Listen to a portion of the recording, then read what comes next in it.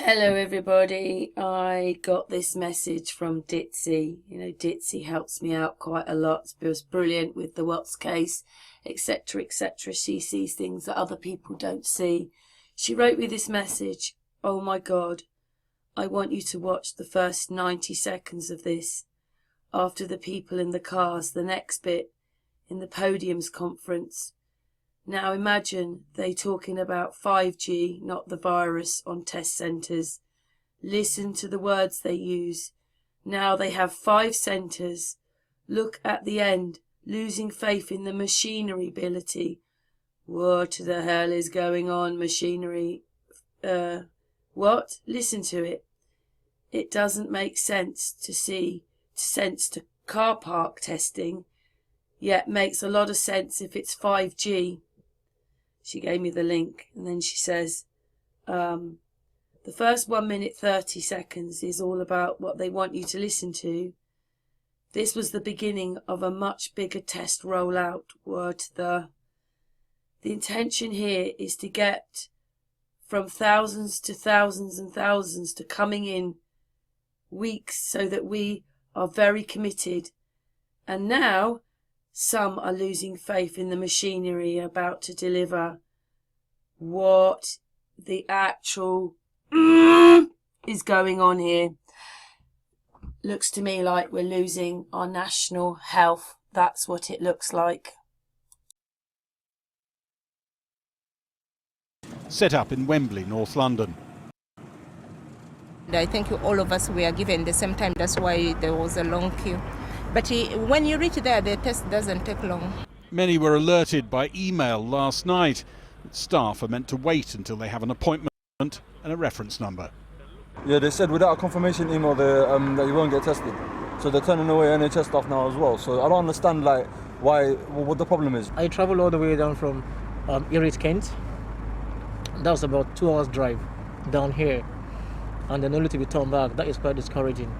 I'm not too strong enough, but I just drove myself down here. I don't think I'm going to come back.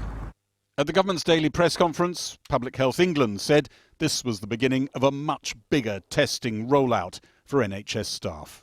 We will have 5 centres where people can drive through and get their testing done in order of priority. NHS chief executives are identifying that priority, and the intention here is to get from thousands to hundreds of thousands within the coming weeks. So we are very committed to our NHS frontline staff.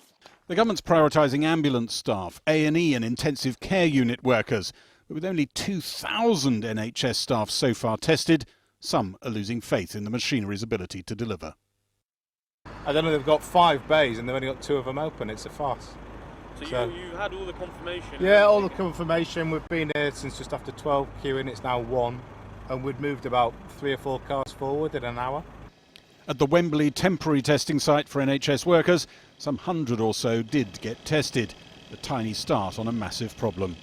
Some accuse Public Health England of blocking progress on testing, insisting that only their own labs, like this one in North London, and NHS labs are used. Some scientific institutions around the country have complained that their own offers of lab space or technical equipment seem to have got lost or ignored. Even when you told them, some of these experts are saying, that you had kit ready to send to them to help with the testing, you didn't hear anything back. Is that shocking to you?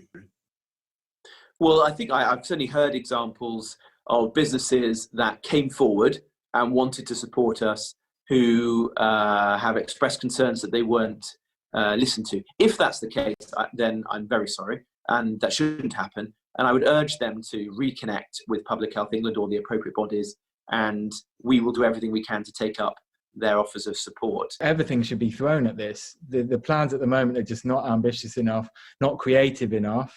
So another part of the thing with the centralised planning is they want to have good quality control, which of course is important. You need the test to be accurate, but they need to think of creative ways of maybe lessening the grip on quality control a bit without losing the quality control.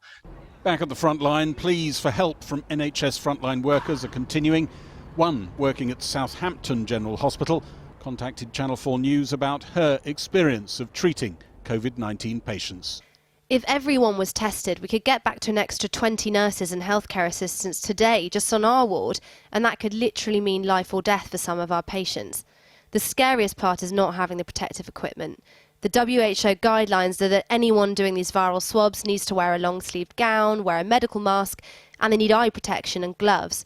But all we have are the gloves. We're completely unprotected as frontline staff. Southampton Hospital said these are anonymous claims that we are not familiar with and do dispute.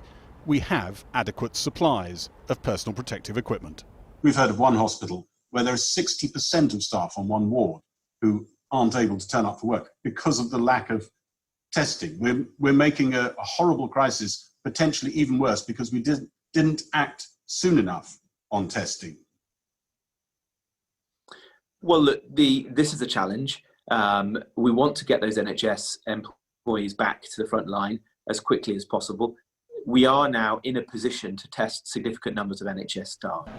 Cameras were allowed in again to the success story of the government's crisis response, the 4,000-bed pop-up hospital created in London's Docklands. But elsewhere in the healthcare landscape, the story is not so positive. MPs report care homes in their constituencies are being told there might well not be hospital places for residents if they catch COVID-19 at the peak of the crisis. And testing kits for care homes are being severely rationed. Now, tests are being rationed in care homes. Care homes can only test 5 people, and only if somebody is symptomatic in the care home. So that means that the staff who are working there, mostly agency staff who are going